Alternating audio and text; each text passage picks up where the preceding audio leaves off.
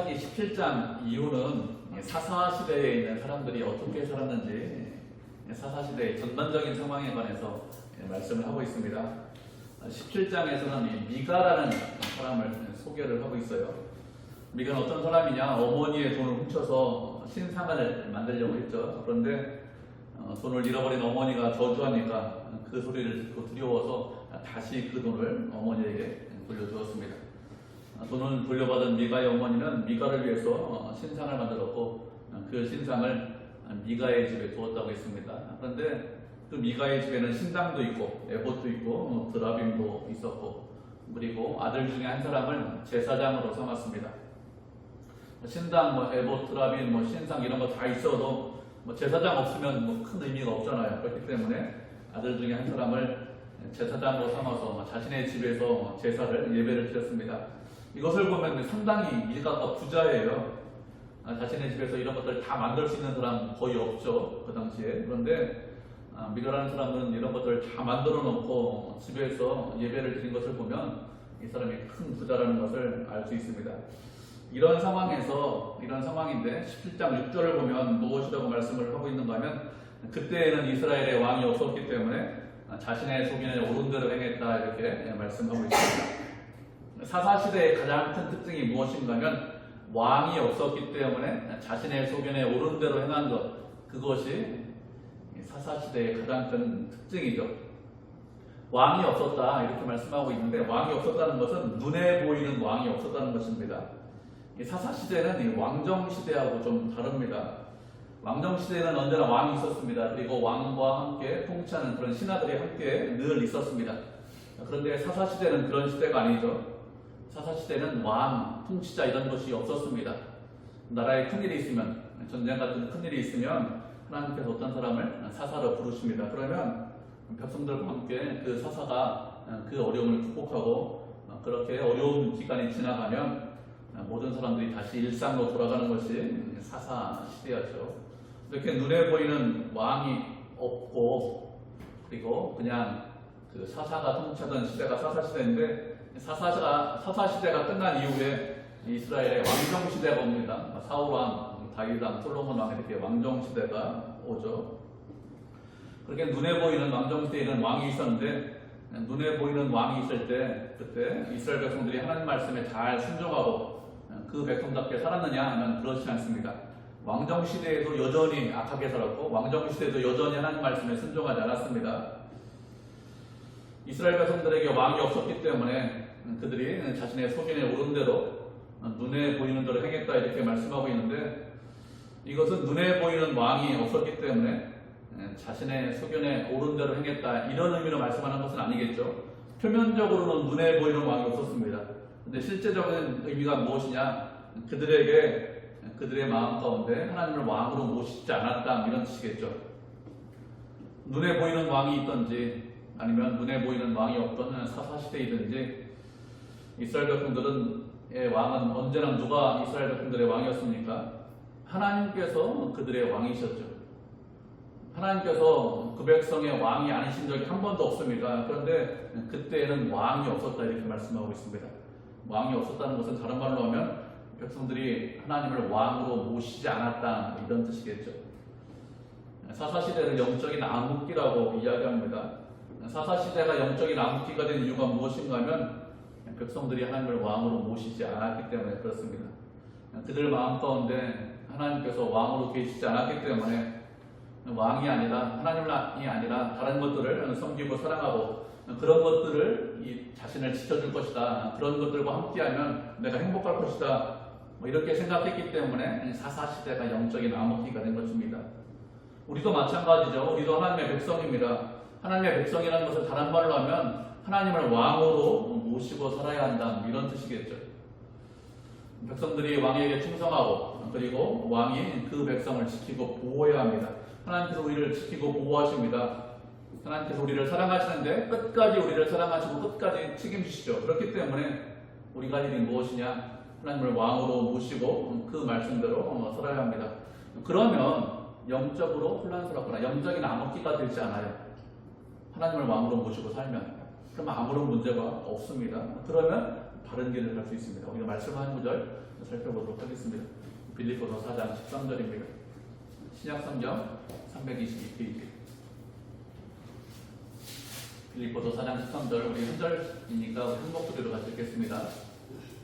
빌립보서 4장 13절, 신약성경 제 성경은 322페이지네요. 찾으셨죠? 빌립보서 4장 13절, 우리 한 목소리로 같이 읽겠습니다. 시작. 내게 능력 주신 자 안에서 내가 모든 것을 할 수 있느니라. 아멘. 바울이 빌립보 교회 성도들에게 편지를 보내면서 하는 말입니다. 바울은 지금 어디에 있느냐, 어디에서 이 편지를 쓰느냐면 로마 감옥에서 이 편지를 쓰고 있습니다.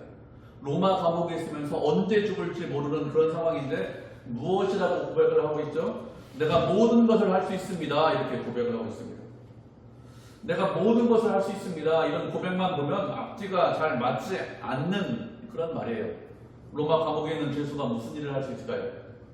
그 앞에 기다리고 있는 것은 언제 죽을지 모르는 사형 판결인지 아니면 무죄 판결인지 둘 중에 하나가 날 것인데 언제 죽을지 모르는 그런 것들이 앞에 기다리고 있습니다. 그런데 무엇이라고 고백하죠? 내가 모든 것을 할 수 있다 이렇게 고백합니다.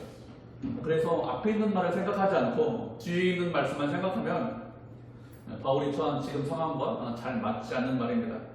그런데 바울이 무엇이라고 고백하죠? 내가 스스로 모든 것을 다 할 수 있습니다. 이렇게 고백하고 있지 않습니다. 무엇이라고 고백하는가 하면 내게 능력 주시는 자 안에서 내가 모든 것을 할 수 있습니다. 이렇게 고백을 하고 있습니다.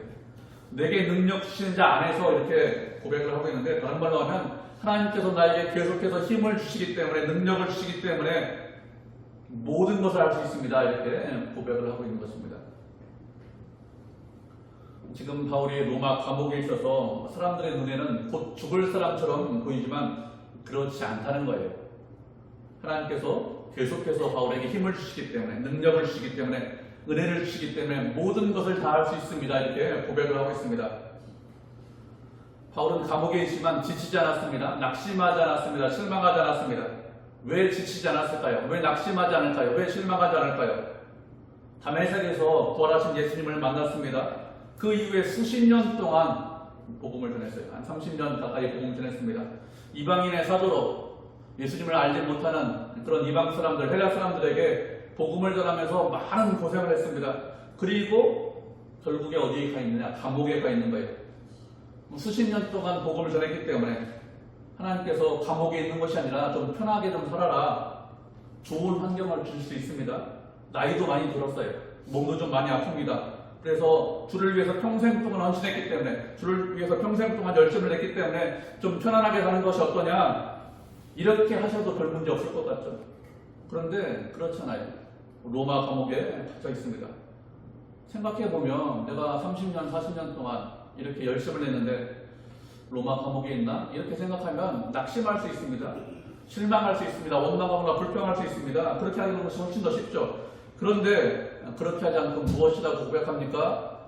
하나님께서 나에게 능력을 주시기 때문에 모든 것이 가능합니다. 이렇게 고백을 하고 있습니다. 바울이 왜 이렇게 고백할까요? 이렇게 고백하는 이유는 그가 하나님을 왕으로 모시고 있기 때문에 그렇습니다. 하나님을 왕으로 모시고 있으면서 그 왕의 명령에 늘 순종하고 하나님께서 허락하시는 것 모든 것에 대해서 감사하고 있기 때문에 이런 고백을 할 수 있는 것이죠. 바울만 이런 고백을 하느냐? 그렇지 않습니다. 우리도 얼마든지 이렇게 고백할 수 있습니다. 어떻게 하면 고백할 수 있죠? 주님을 왕으로 모시고 있으면 이렇게 고백할 수 있습니다. 우리는 우리가 왕으로 모신 분을 기뻐하면서 살게 되어 있습니다. 사사시대 사람들이 자신의 소견에 옳은 대로 살았다고 했어요. 왜 옳은 대로 살았습니까? 자신의 소견에? 그것은 자기 자신을 왕으로 모시고 있기 때문에 그렇습니다. 내가 왕이기 때문에 내가 기뻐하는 일을 하는 것입니다. 그런데 하나님께서 우리의 왕이시면, 내 왕이시면 누가 기뻐하는 일을 할까요?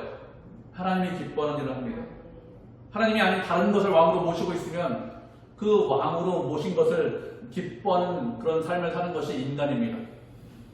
자녀를 왕으로 모시고 있으면 어떻게 될까요? 자녀가 기뻐하는 일을 합니다. 여자를 왕으로 모시고 있으면 어떻게 합니까? 삼손처럼 여자가 기뻐하는 일을 하겠죠. 사람은 자신이 왕으로 모시고 있는 것, 그것을 기뻐하는 삶을 사는 것, 그것이 인간입니다. 그렇기 때문에 하나님을 기뻐하고 하나님께 영광 돌리는 그런 삶을 살기 위해서는 하나님을 왕으로 모시고 살아야 합니다. 그러면 주님을 기뻐하는 그런 삶을 살 수 있습니다. 그렇게 주님께서 기뻐하는 삶을 살면, 주님을 마음으로 모시고 살면 어떻게 된다고요? 주님께서 날마다 힘을 주십니다. 은혜를 주십니다. 능력을 주십니다. 힘의 근원, 힘의 공급처가 뭐라고요? 힘의 원동력이 누구라고요? 주님이십니다. 그렇기 때문에 날마다 주님께서 은혜를 주시고 날마다 주님께서 힘을 주시기 때문에 어떤 상황에 처하든지 낙심하거나 지치거나 실망하거나 원망하거나 불평하지 않습니다. 주님께서 날마다 힘을 주시기 때문에 그 힘과 능력으로 모든 것을 감당하고 모든 것을 헤쳐나갈 수 있죠. 우리가 어려운 상황을 만나요. 힘든 상황을 만납니다. 그러면 지치거나 실망하거나 낙심할 때가 있습니다. 그렇게 지치거나 실망하거나 낙심하면 자기 자신을 살펴보셔야 합니다. 내가 하나님을 마음으로 모시고 있는지, 내가 하나님을 마음으로 모신 것이 아니라 내 소변에 오른 대로 행하고 있는 것은 아닌지 자기 자신을 살펴보셔야 합니다. 그래서 하나님을 마음으로 모신 것이 아니라 자기 자신을 마음으로 모시고 있다면, 내가 왕이라면 그러면 회개하고 다시 하나님을 마음으로 모셔야 합니다. 그러면 지치지 않습니다. 주님께서 날마다 힘을 공급해 주시기 때문에, 날마다 은혜를 주시기 때문에 우리가 세상에 어떤 환경에 처하든지 낙심하지 않고 실망하지 않고 살아갈 수 있습니다. 자기 자신, 내 자신을 점검해 보셔야 돼요. 그렇지 않으면 세상에 있는 많은 환경 때문에 실망합니다. 낙심합니다. 왜요? 하나님이 내 왕이 아니기 때문에 그렇습니다. 하나님을 왕으로 모시면 실망할 이유가 없죠. 감옥에 있는 바울도 실망하지 않았습니다. 낙심하지 않았습니다. 하나님께서 날마다 은혜를 주시기 때문에 그렇죠. 이렇게 미가가 자신의 집에서 신당을 만들었는데 실제로 보면 유다 가족에 속한 베들레헴의 한 청년이 있는데 그 청년이 레위인이죠. 그 청년이 그곳에 거류했다 이렇게 말씀하고 있습니다. 유다 가족에 속했다 이렇게 말씀하고 있기 때문에 이 청년의 고향은 어디냐? 베들레헴의 고향입니다. 그런데 그 청년이 그곳에 거류했다고 했습니다. 거류했다는 것은 잠깐 그곳에 머물렀다 이런 뜻입니다. 이 청년은 레위 청년이라고 했는데 이 레위 지파 사람들, 레위 청년은 성소가 있는 곳, 실로가 사사시대에 실로에 있었기 때문에 성소가 있는 곳에 살거나 아니면 지정된 성읍에서만 살아야 했습니다. 하나님께서 레위인에게는 땅을 주시지 않고 거주할 수 있는 성읍만 주셨습니다. 레위인에게 지파별로 48개 성읍에서 흩어져서 살 수 있도록 하셨습니다. 이렇게 레위인이 그렇게 지정된 성읍에서 살아야 되는데 베들레헴은 지정된 성읍이 아닙니다. 레위인이 지정된 성읍에서 산 것이 아니라 베들레헴에서 산 것을 보면 성읍을 옮긴 것 같아요. 레위인이 이렇게 성읍을 옮겨서 다른 성읍에서도 살 수 있었습니다. 그런데 그렇게 하는 것은 하나님께서 지정된 성읍이 아닌 다른 성읍으로 옮겨라 이렇게 허락하시면 그러면 옮겨서 살 수 있었습니다. 그런데 그런 말씀이 없어요. 그런 말씀이 없으면 그냥 48개 지정된 성읍에서만 그냥 살아야 했습니다. 그런데 이 레위인은 지정된 성읍이 아닌 다른 성읍에서 살았는데 8절을 보면 무엇이라고 말씀하고 있죠? 이 청년이 거주할 곳을 찾고자 하여서 베들레헴 성읍을 떠났다 이렇게 말씀하고 있습니다. 그러면 이 청년이 거주할 곳을 찾기 위해서 베들레헴 성읍을 떠난 이유가 무엇일까요?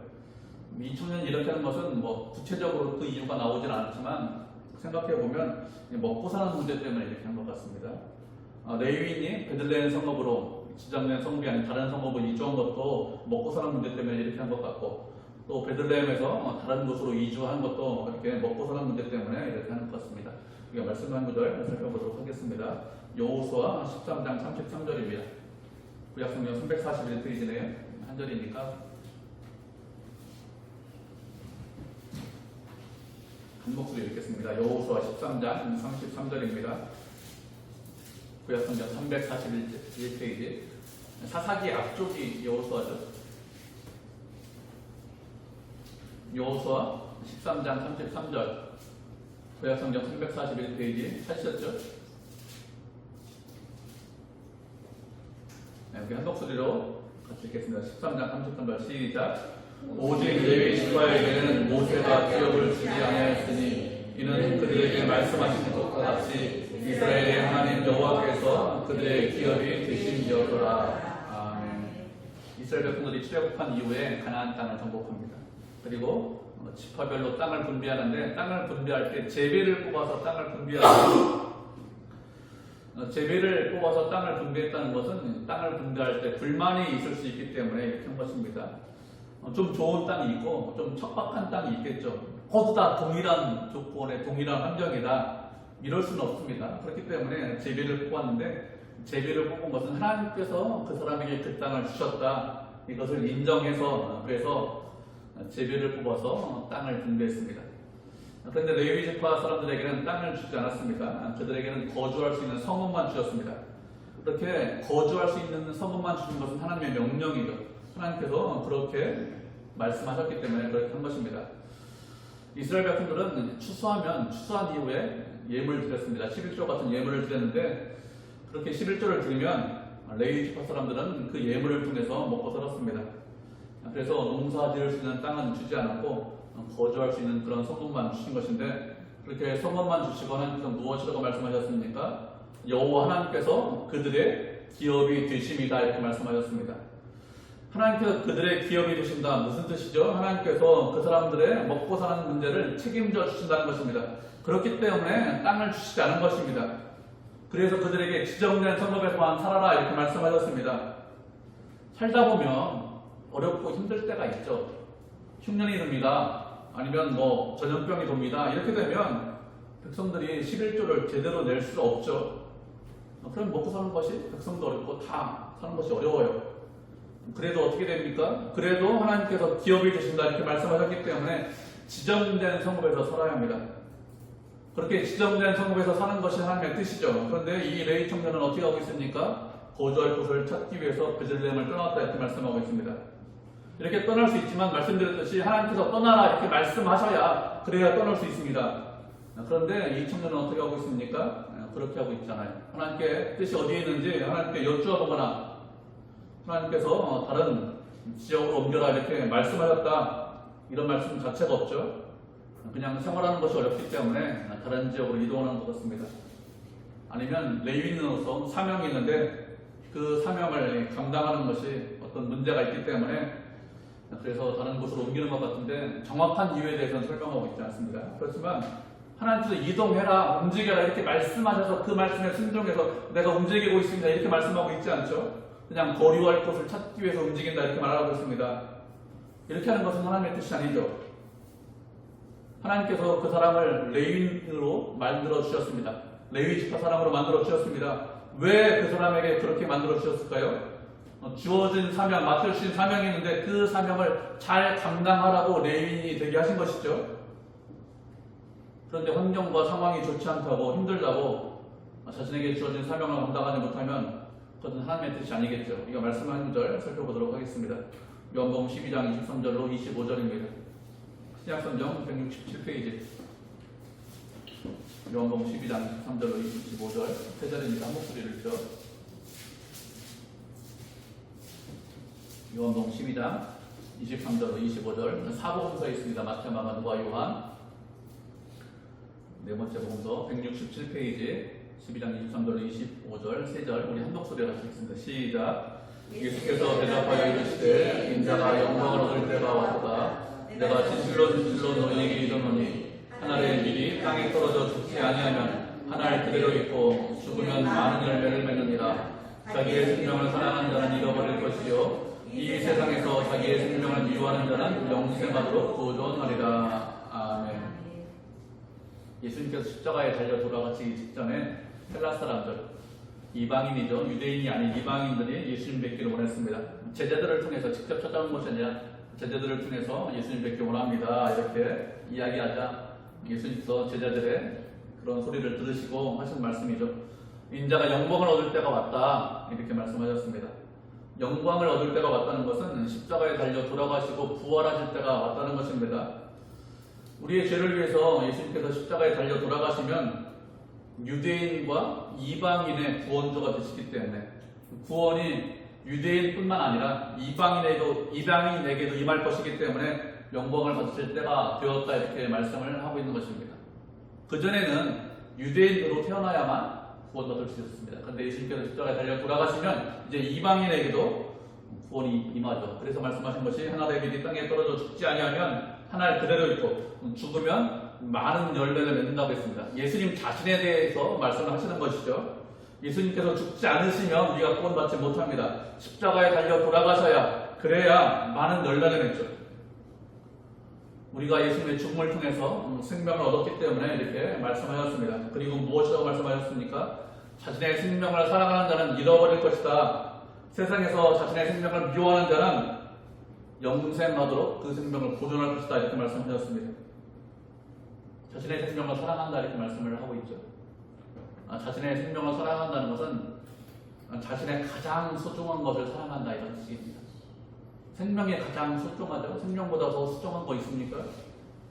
다른 말로 하면 자기 자신을 사랑한다는 뜻이죠. 그렇게 자기 자신을 사랑하는 사람은 생명을 잃어버린다고 했습니다. 그런데 그 반대로 자신의 생명을 미워하면 그 사람은 영원한 생명을 얻는다고 했습니다.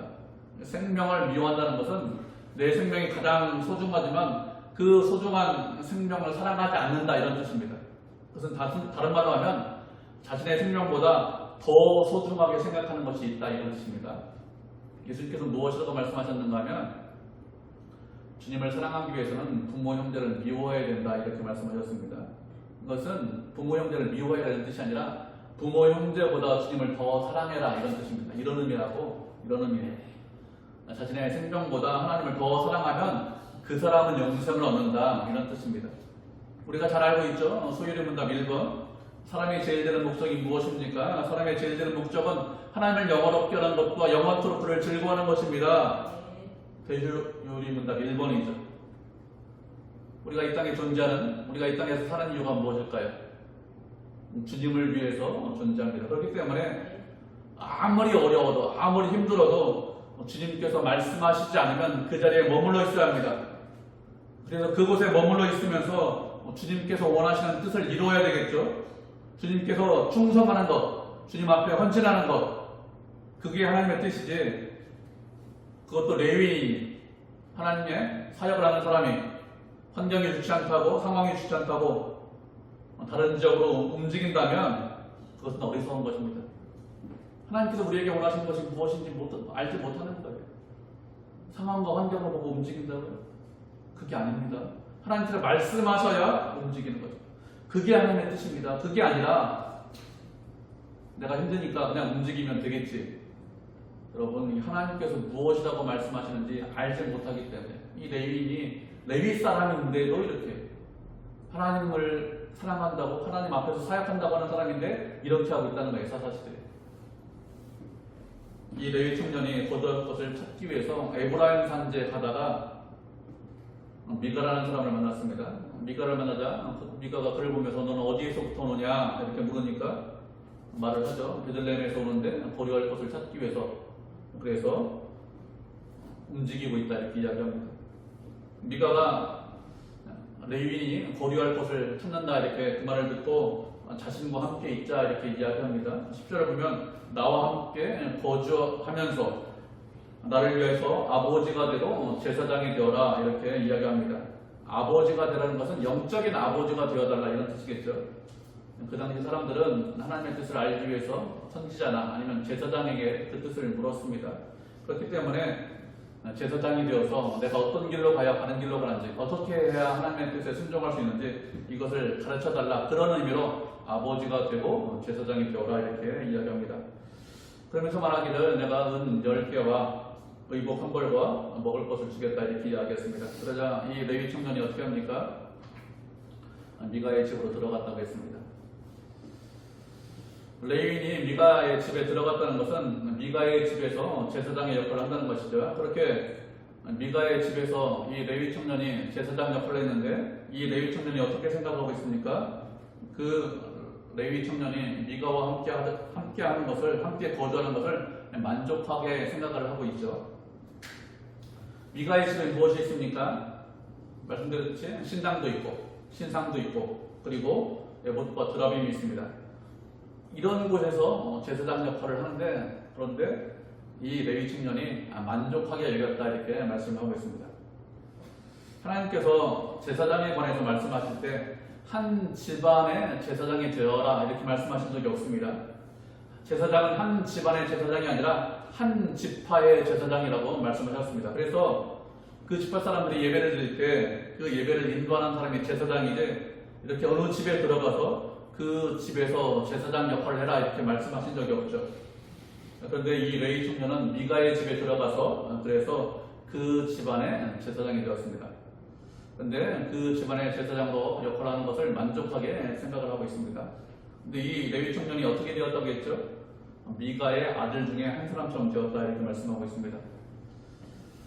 미가가 이 레위 청년을 아들처럼 여겼다 이런 뜻이겠죠. 미가가 레위 사람에게 부탁하기를 자신의 집에 있으면서 무엇이라고 이야기했죠? 아버지가 되고 제사장이 되어달라 이렇게 이야기를 했습니다. 아버지가 되고 제사장이 되어달라는 것은 자신을 바르게 인도해달라 이런 뜻이겠죠. 그런데 이 레위 사람들, 이 레위 청년 어떻게 살고 있습니까? 미가의 아들 중에 한 사람처럼 살고 있습니다. 무슨 뜻일까요? 제사장으로서 역할을 제대로 감당하지 못한다는 것이죠. 그 당시 제사장은 예배도 인도하고 또 백성들을 가르쳐야 했습니다. 그런데 미가의 아들처럼 되었는데 이 레위 청년이 미가를 바르게 가르쳤을까요? 말씀을 바르게 가르쳤다면 미가의 집에서 제사장 역할을 하지 않았겠죠. 또 그 집에 신당과 신상과 우상, 드라빔 이런 것들이 있는데 그런 것들 다 치워가겠죠. 그런데 그렇게 하지 못하고 있어요. 아들처럼 되어서 그 미가의 입맛에 맞는 그런 말씀 전하고 그들의 필요에 따라서 움직여 있는 것이죠. 제사장으로서 전혀 역할을 감당하지 못하고 있습니다. 그러면서 아들처럼 되었으면서 만족하게 생각을 하고 있죠. 이렇게 자신의 집안에서 들어와서 미가가 제사장이 되어라 이렇게 이야기했는데 미가가 어떻게 했습니까? 12절을 보면 미가가 그 레위인을 거룩하게 구별했다고 했습니다. 거룩하게 미가가 구별했다고 했는데 어떻게 하는 것이 거룩하게 구별하는 것일까요? 어떻게 했을까요? 그 청년을 제사장으로 세워야 하니까 그의 머리에 기름도 붓고 그에게 제사장 의복인 에봇도 입히고 그리고 제사장으로 임명하기 위해서 이런저런 의식을 행했겠죠. 그렇게 머리에 기름 붓고 그리고 임명식도 행하고 일반 사람들과 다른 옷을 입히면 그러면 그게 거룩하게 구별한 것입니까? 그렇지 않겠죠. 어떻게 해야 거룩하게 구별하는 것이죠? 거룩하게 구별했다는 것은 하나님 앞에 드렸다는 것입니다. 구약시대에 하나님께 드렸다는 것은 하나님 앞에서 사용한다는 뜻입니다. 거룩하게 구별하기 위해서 하나님 앞에 사용하기 위해서 물로 씻거나 아니면 불로 통과해서 구별했습니다. 그리고 그런 것들을 하나님 앞에서 사용했어요. 그렇게 하나님의 뜻대로 하나님 앞에서 사용하는 것이 거룩하게 구별하는 것이죠. 그런데 이 레위 청년을 미가의 집에 제사장으로 만드는 것, 그것이 하나님의 뜻일까요? 그렇지 않겠죠? 하나님께서 원하시는 일이 아닌데 거룩하게 구별했다 이렇게 말씀하고 있습니다. 누가 이렇게 생각을 하고 있다는 뜻이죠? 미가 주변에 있는 사람들이 이렇게 생각하고 있다는 뜻이지 하나님께서 이렇게 말씀하셨다 이런 뜻이 아닙니다. 거룩한 것은 무엇이 거룩한 것이죠? 주님을 따라가고 주님을 닮아가고 주님과 함께하는 것, 그것이 거룩한 것이죠. 말씀에 순종하는 이유가 무엇이죠? 주님을 따라가고 닮아가기 위해서, 거룩하기 위해서, 그래서 말씀에 순종하는 것입니다. 그렇지 않고 말씀대로 하지 않으면서 그냥 제사장 옷 입히고 머리에 기름 붓고 어떤 의식 행하면 그게 거룩한 것인가요? 여러분, 절대로 거룩한 게 아니에요. 거룩한 주일이라고 하는데 주님 앞에 있기 때문에 거룩한 주일이라고 하는 것이 주님 말씀 제외하고 주님 뜻 제외하고 그냥 조용히 여러분 앉아서 아니면 저처럼 이렇게 떠들면서 예배드리는 게 거룩한 것이 아닙니다. 하나님 앞에 있습니다. 하나님과 함께합니다. 그렇게 있어야 거룩한 거지 그냥 앉아만 있다고 거룩한 것이 아니겠죠. 우리가 말씀을 한 구절 살펴보도록 하겠습니다. 시편 119편 105절입니다. 시편 119편 105절.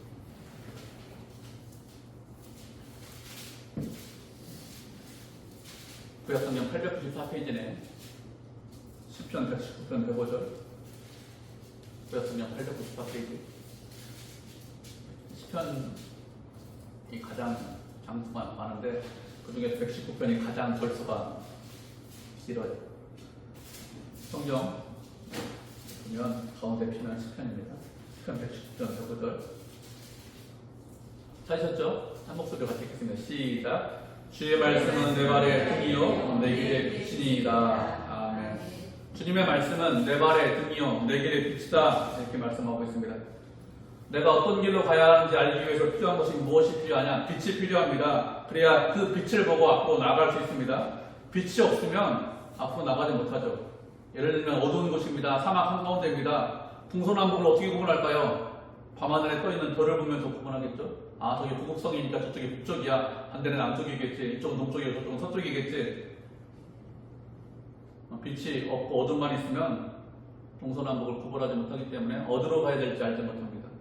그런데 이런 빛만 있다고 우리가 인생길을 바르게 갈 수 있을까요? 그렇지 않습니다. 내 인생길 바로 앞에 웅덩이가 있는지 수렁이 있는지 돌멩이가 있어서 나를 걸려 넘어지게 하는지 이런 것들을 알지 못하죠. 어둠이 있으면. 그것을 비출 수 있는, 내 발 앞을 비출 수 있는 그런 등불이 필요합니다. 그래야 목표를 향해서 가면서 넘어지지 않아요.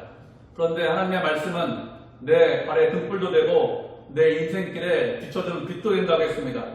말씀이 있고 말씀대로 순종해야 바르게 갈 수 있죠. 그렇지 않으면 바르게 가지 못합니다. 내 경험이나 내 지식이나 내 상식이나 그런 것들이 옳은 것이 아니에요. 하나님의 말씀이 언제나 옳습니다. 그렇기 때문에 우리가 하나님의 말씀에 대해서 잘 알고 있어야 돼요. 우리가 말씀을 배우죠. 익힙니다. 또 그 말씀을 묵상하고 그 말씀대로 삽니다. 그렇게 하는데 시간을 많이 들입니다. 이렇게 하는 이유가 무엇이죠? 하나님에 대해서 더 많이 알기 위해서. 하나님에 대해서 더 많이 알면 무엇이 달라집니까? 인생길을 바르게 가기 위해서 그런 거예요. 많이 알아서 뭐합니까? 바르게 사는 게 목표예요. 그런데 말씀은 다 제껴두고 내 지식과 감정과 경험과 느낌대로 살면서 하나님의 뜻과는 전혀 상관없이 살면서 내가 바르게 가고 있겠지 이렇게 생각합니다. 내가 잘 가고 있는지 아닌지 잘 알지 못합니다. 사람들은. 그러면서 그냥 잘 가고 있다 이렇게 생각하는 거예요. 미가가 무엇이라고 하죠? 10절을 보면 레위인이 내 제사장이 되었으니까 이제 여호와께서 내게 복을 주실 줄 아노라 이렇게 말하고 있습니다. 레위인을 제사장으로 삼았기 때문에 하나님께서 반드시 나에게 복을 주실 것이다 이렇게 말을 하고 있는 것이죠. 이전에 제사장이 없었나요? 이 미가 집에 있었죠. 누가 제사장이었습니까? 아들이 제사장이라고 했습니다.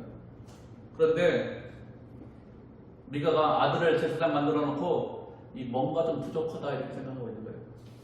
아들을 제사장 함께 삼았는데 하나님께서 말씀하시기를 제사장을 레위 지파 사람들에게 제사장을 삼으라고 하셨는데 아들을 제사장 삼아놓고 뭔가 좀 부족하고 뭔가 좀 찜찜하다. 이게 복 못 받는 거 아니야? 아들이 좀 부족한데? 이렇게 생각을 하고 있었는데 마침 레위 사람이 와서 그를 제사장으로 삼고 의복도 주고 음식도 주고 돈도 주고 이렇게 했으니까 내게 복을 주실 것이다. 이렇게 말하고 있죠. 하나님께서 미가에게 복을 주실까요? 그렇지 않죠. 말씀과 전혀 다르게 행동하면서 복을 받을 것이다. 이렇게 자신의 느낌을 이야기하고 있는데 어리석은 것입니다. 이게 사사시대의 특징이죠. 그 시대는 왕이 없었습니다. 왕이 없기 때문에 자신의 소견에 오른 대로 자신이 하고 싶은 대로 살았습니다. 왕이 없으면 어떻게 되는지 잘 보여주고 있습니다. 하나님을 왕으로 모시지 않으면 어떻게 사는지 잘 보여주고 있죠. 17장 이후에 마지막 장까지 21장까지 사사시대 사람들, 왕을 모시지 않은 사람들이 어떻게 살았는지 우리에게 말씀을 하고 있습니다. 우리도 우리 마음 가운데 하나님을 왕으로 모시지 않으면 이 사람들과 크게 다르게 살까요? 그렇지 않습니다. 영적인 암흑 가운데 살겠죠. 하나님을 왕으로 모시고 살아야 합니다. 그래야 바른 길을 갈 수 있습니다. 왕으로 모셔야 왕이 기뻐하는 일을 한다고 했죠. 왕으로 모셔야 합니다. 그래야 하나님을 기뻐하는 일을 합니다. 왕으로 모시면 어떻게 한다고요? 왕으로 모시면 그 왕이 우리에게 힘을 주고 능력을 주고 은혜를 주십니다. 그래서 낙심하지 않고 지치지 않고 실망하지 않는다고 했습니다. 원망하지 않고 불명하지 않아요. 내 있는 그 자리가 하나님께서 나에게 주신 사명의 자리라는 것을 알기 때문에 순종할 수 있습니다. 왕으로 모셨느냐, 왕으로 모시지 않았느냐, 그게 핵심이죠. 하나님을 왕으로 모시지 않으면 이 사람들과 우리가 다르지 않습니다. 왕으로 모시고 하나님과 늘 함께하면서 하나님께 영광 돌리는 그런 성도, 그런 교회가 되기를 주님의 이름으로 축복을 드립니다. 아멘.